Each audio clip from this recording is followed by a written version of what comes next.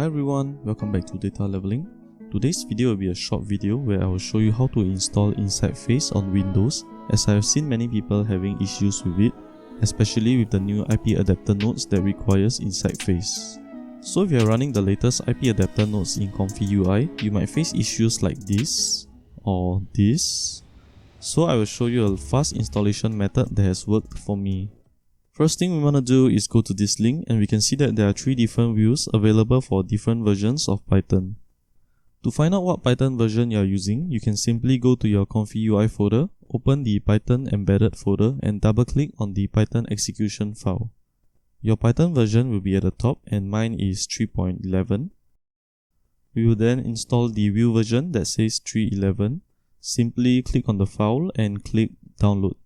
You can save it to anywhere, as this file will only be used once. Next, we are going to right click the file and select copy as path. We will then head over to our ComfyUI folder again, and this time at the directory where the Python embedded is stored. Right click at a blank area and select open in terminal. We are going to perform a pip install command to the portable Python version to install the wheel we added earlier and add onnxruntime to the end of the command. And that's basically it. Let's run some tests to make sure it is working correctly. My workflow here uses IPAdapter that requires InsightFace in the backend to run. We can see that there are no more errors popping up, which is a good sign.